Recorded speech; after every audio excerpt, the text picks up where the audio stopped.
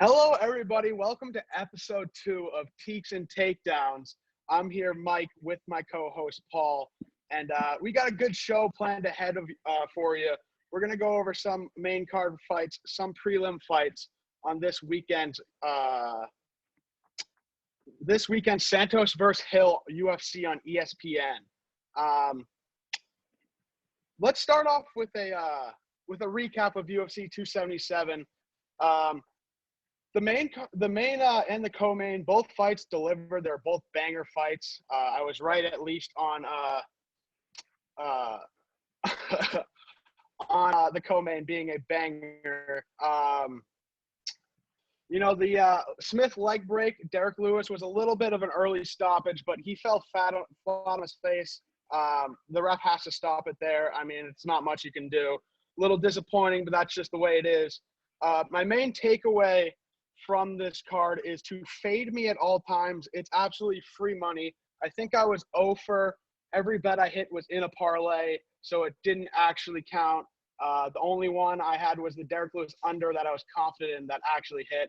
Everything else, I think even my fry picks all went 0 for 3. So fade me at all costs. It's absolute free money. And also my main takeaway from the actual fights is that Nunes is just back to being unstoppable. She's back in the category of, she's never going to lose again. Doesn't even matter. She's in that Volk category after that last Max fight where she's just never losing. I'd never see them losing. But overall, I think it was a pretty decent card. I'm going to give it a 7.4 for a pay-per-view. Yeah, I really enjoyed the card. I thought we got some really good prelims, a couple good bouts on the main card. I was really disappointed with the Ankalaev Smith fight. I was looking forward to that. It started off slow and it ended kind of poorly. In terms of Amanda Nunes, I was super impressed. She made a bunch of adjustments, won every single round, won 2 rounds, 10-8. All Juliana Pena had was an armbar that was kind of close, but it was tough that the fence was right there and Nunes did the right thing getting out of it. In terms of the co-main, started off like a lot slower than I thought, but it was a good fight. Nasty body kick, liver kick by Moreno. He set it up great. And then the guy that impressed me a lot was Nicole Negumereanu. I thought he had some really good clinch game, forward pressure, elbows, knees, takedown threat, using the Dagestani handcuff on top to land that devastating ground and pound. And my other main takeaway, I had this as one of our fry picks of the week, was odds Dana White called someone a kid, and sure enough, he called 34-year-old double champion Amanda Nunes kid. So that bet cashed, and looking forward to some fun fights this week. Nice. Before we hop into any fights this week, let's hop into a segment we did last week. We're going to do again. It is our smoke break fights of the week. Once again, these fights are the fights on the card. If you got to miss them, you can miss them. Some addicts don't like to miss any fights like us, but these are the fights to miss if you're going to miss any. My smoke break fight this week is a 2-for-1. It's Silva and Edgar and McKenna and Granger. They're the first 2 fights on the card. It says the card starts at 7 p.m. if you go on ESPN. It actually starts at 8. You can show up then. These first 2 fights are not going to be too great. Silva and Edgar both have some finishes in the UFC, so it could get a little exciting. But Silva has 5. Her last 5 has ended in decision, and Edgar has gotten tapped out by Jessica Rose Clark, which is not great. And McKenna and Granger is just a guaranteed stink fest. 2 low level. They don't have any finishes between them. You could have a couple fun wrestling exchanges, but it's the one to miss if you're going to miss any. What are your take on this, Paul? Yeah, I kind of align with you. I mean, I wish to God I could put Sam Alvey in this spot out of spite just because he's lost his last 7 and he's winless in his last 8, I believe. But the fact is, all of his fights are exciting, and half the time out there he's going on and putting his life on the line, getting chinned, so I respect that. For the fans' entertainment, maybe not the best choice for his career, but I got Corey McKenna and Miranda Granger. My main point is Corey McKenna is a great grappler, great wrestler. She trains at Team Alpha Male, great gym. But she doesn't really use that grappling. She had versus Elise Reed, who's a middling fighter, no offense. She could have used her grappling, had a great advantage, didn't use it. Her striking's low tier, and she has some T-Rex arms. She's when you go in the 2K My Player Builder and you lower the wingspan all the way to make your shooting high. She has no wingspan. She doesn't have good striking, and she doesn't use her grappling. So I think Granger, with 10-inch reach advantage, probably just sit on the outside and pick up a 30-27 decision win. All right, let's move into some fights. Let's start with the main fight of the night. Let's go Santos and Hill. Tell me what you're thinking about this fight, Paul. Yeah, I'm excited for the fight, to be honest. Like, Jamal Hill, every fight he has is exciting, even his one loss against Paul Craig. Super exciting fight. He had an exciting fight with OSP, which is telling me something, because that last fight OSP had with Shogun Hu was just straight up terrible, and it was sad to see Shogun like that. But he has great counterpunching, good defense, good fight IQ, besides entering Paul Craig's guard. But hey, that's a young guy mistake. We can give him a pass. Good finisher. The issues you gotta watch out with Santos is, Santos likes to sit back and counterpunch. He's powerful, decent kicks, but like he's not nearly the same explosive guy. When he was at 185 and earlier at 205, super explosive guy who blitz forward with switch kicks, hooks, overhands, punches like that. He's just not as explosive. Alexander Rakic was able to just outpoint him from range. I'm sure Jamal Hill could do the same, but I think Jamal Hill will come for the finish because that's the type of fighter he is. And I'm definitely on the Hill side here. He really impressed me in his last fight, basically baiting Johnny Walker to throw that jab, slipping his head off to the side, beautiful counter, and he made him emote. So I'd like to hear your take on the fight. Yeah, I mean, this fight's going to be super exciting. As you said, I don't think Jamal Hill can be in a bad fight. They're all super exciting. He's also, shout out him, he's a must follow on TikTok. There's about one every week that makes me actually burst out laughing. So if you haven't checked him out, go check him out on TikTok.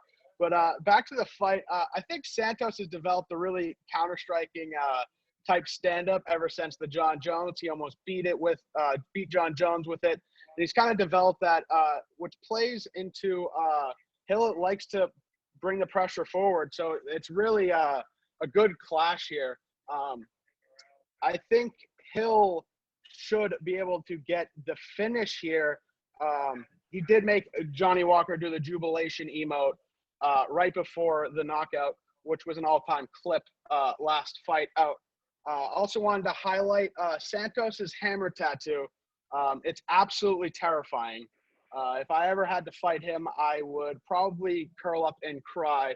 But I can't decide if it's the worst tattoo ever or the best. I think if I got it, it would be the worst. But on him, it suits him pretty well. Jamal Hill is a -300. I do not hate that line.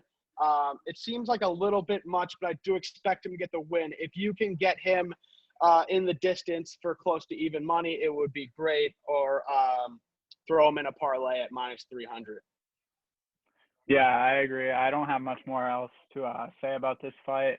I mean, I would say stop putting Thiago Santos in main events because they tend to be low volume, boring 5-round fights, but I would never say that to his face. So we could move to the co-main event here, which is Vicente Luque versus Jeff Neal. And I'm super intrigued about this matchup. Moving on. Luque, great counter hook, great low kicks, good at attacking the body, mixing up his attack. In addition to that, he's a phenomenal grappler, opportunistic grappler. He's not necessarily going out there to pursue takedowns in most of his fights, but if he gets you against the fence, start mixing the clinch knees and also the front headlock. In his fight versus Randy Brown, he had the front headlock, and this is how smart this guy is. He was trying to work for that guillotine from standing and also trying to work the Taurus, bring him down, snap him down. But he actually saw that the guy's hands were off the ground, threw the knee, and got the finish. It's rare to see IQ like that in MMA. Got great scrambles. He out-scrambled Michael Chiesa, who's extremely high-level grappler. And he's a pressure fighter, and he loves to come forward. And I think that would be interesting because Jeff Neal's also a pressure fighter. He tried to come forward versus Wonderboy, tried to come forward versus Santiago Ponzinibbio. And I was really high on Jeff Neal for a long time, especially after he KO'd Mike Perry with a head kick and punches. Thought that guy was going to be like a top 5 fighter, but past couple fights, I haven't seen the best from him. I just feel like he's a very strong for the division, so he's hard to take down. Basic striking, but very good high kick, very good straight right. Hasn't looked as confident, but I'm super intrigued to watch this matchup, and I think it'll be a great fight. Yeah, we got Luque coming in. He's looking to come in, and he lost his winning streak last time out to Bilal Muhammad. Neil also lost his last time out. Neil Magny, both really not bad losses, both high-level guys. I think they're both well-rounded. It's going to be a good fight, and I feel both that need to win this in the career if they want to make that run for the championship. I feel it's going to be a pretty close fight, but at Luque at minus 180, I do enjoy that line. I think it's possible for him to even get a KO in this fight. I think his stand-up is just a little bit better, and I'll be excited to see how this one plays out. Yeah, I 100% agree with you. I like Vicente Luque here. He's got the more well-rounded mixed martial arts game, from the striking to the grappling. Very good Muay Thai, very good defense. And I wasn't impressed with Jeff Neal at all versus Santiago Ponzinibbio. And Ponzinibbio is a guy that I feel is heavily on the decline. Used to be a great fighter, came back after some injuries, not quite the same.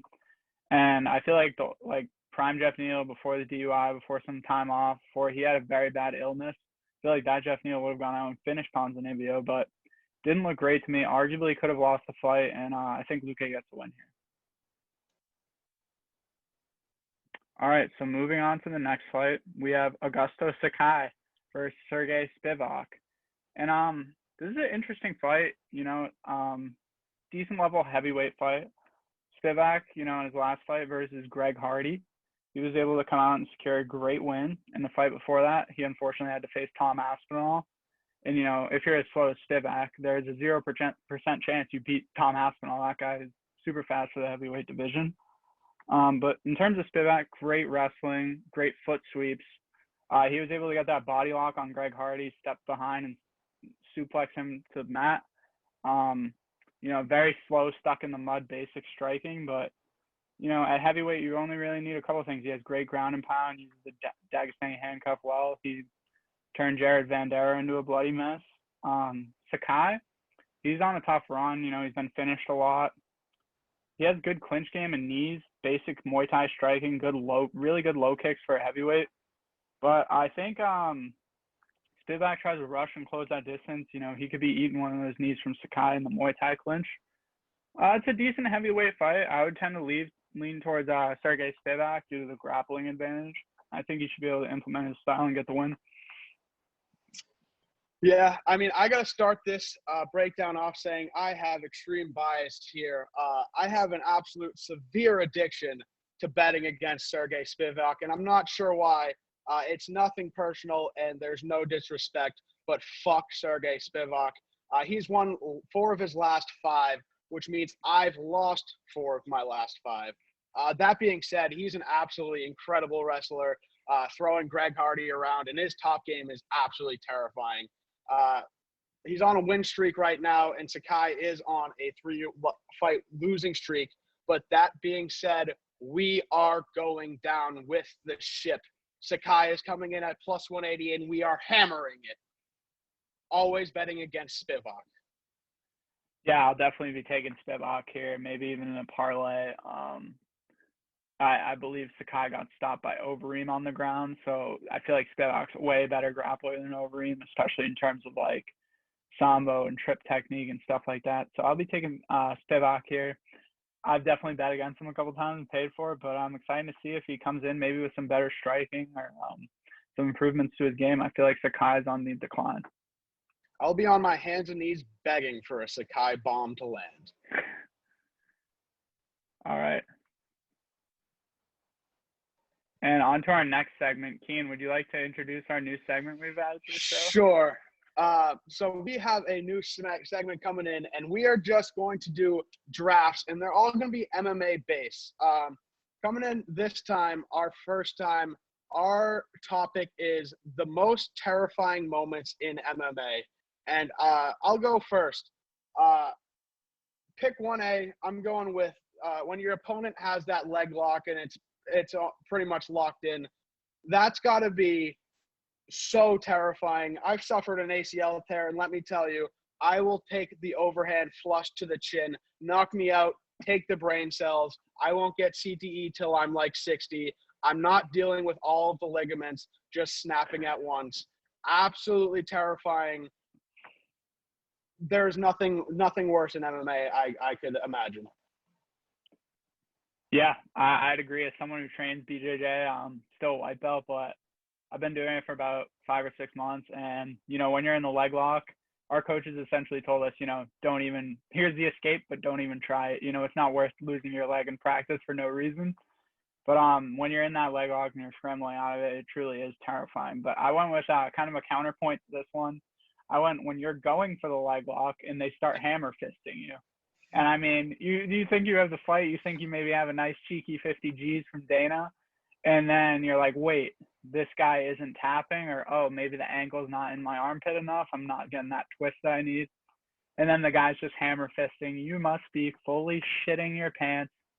You're like, oh, there goes 50K. Wait, oh, another hit. There goes another 25K of my win bonus. And then the fight's over. So that's got to be one of the most terrifying moments.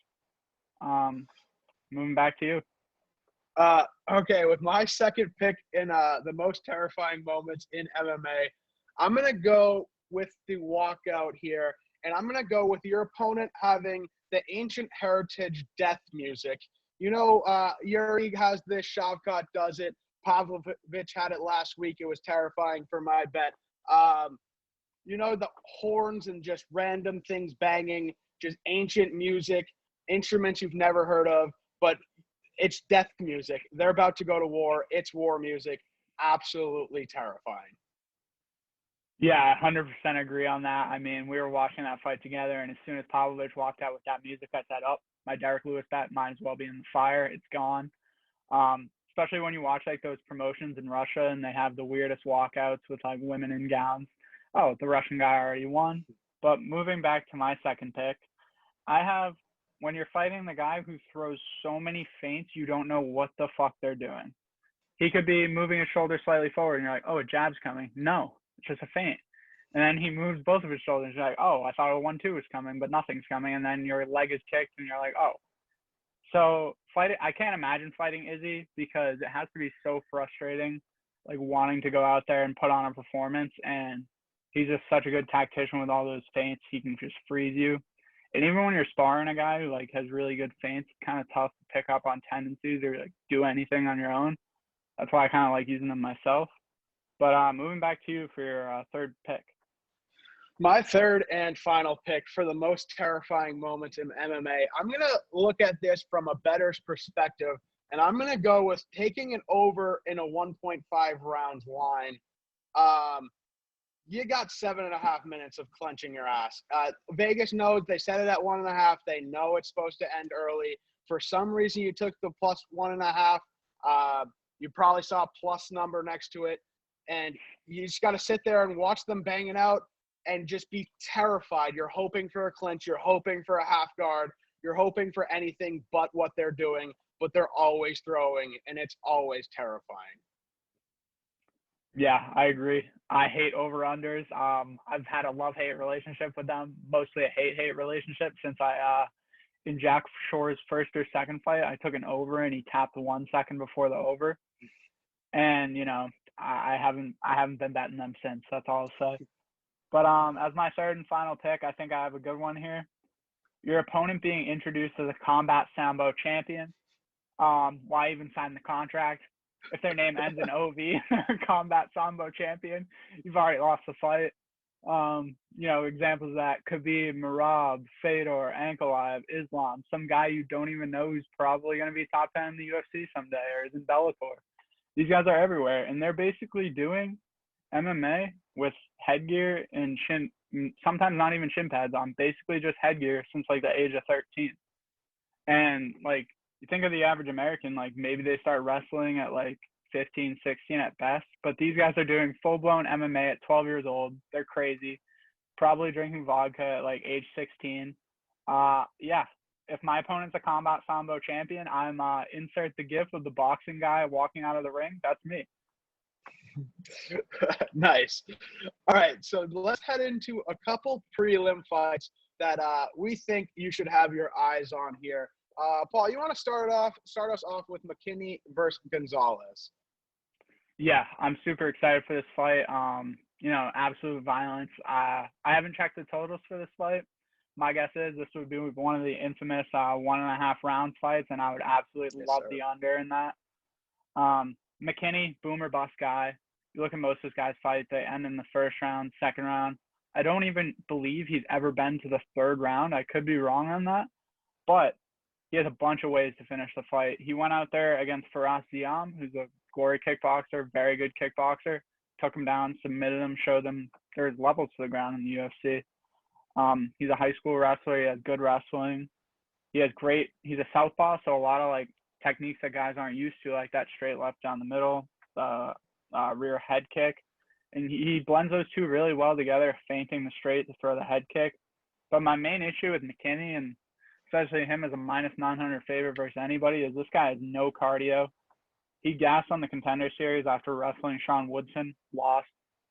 Gassed versus Drew Dober after he knocked down Drew Dober a good 3 or 4 times, which is insane. Because the shots on Saturday that Drew Dober ate from Rafael Alves without even touching the canvas were equally insane. But overall, I really like this guy. He's one of my favorite exciting young prospects in MMA. He needs to work on his cardio, but more importantly for me, he needs to it's a young fighter mistake, work on his energy expenditure and trying to seek to finish, and sometimes just sitting back and holding off on some of that cardio. Gonzalez, it's hard to find footage of most of this guy's fights. In his first UFC debut, it was short notice against Jim Miller. He had Miller hurt, ended up getting knocked out.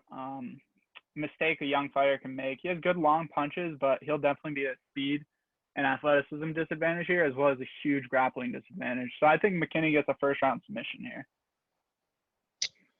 Yeah, I'm excited for McKinney. I really, really think he's one of the most explosive and exciting fighters coming up the ranks right now. He's had 3 fights, all 3 finished in the first round, 2 wins, 1 loss. A loss to Drew Dober, as we saw last card, not too bad of a loss. He looked unbelievable out there.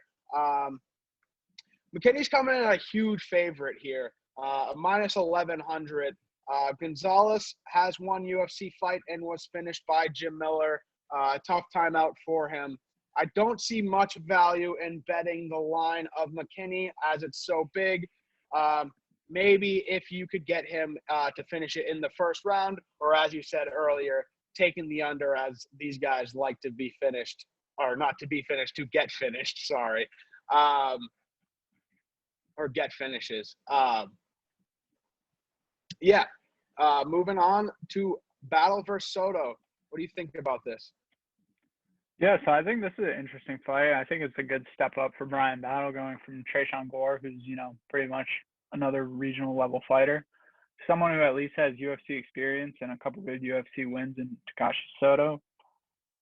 Soto, not really much to say. I mean, his last couple fights, he's looked, very rudimentary. He's basic, good striker, southpaw, which is unorthodox for a lot of guys to deal with. He's got a good lead hook and very good straight left down the middle.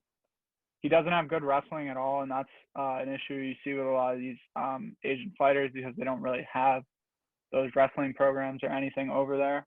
But he was able to survive on the ground with Gunnar Nelson, which is no joke, in the back position for at least several minutes. So he has good submission defense. And in terms of Battle, this is one of the few Ultimate Fighter fighters that I think actually has some legitimate skill.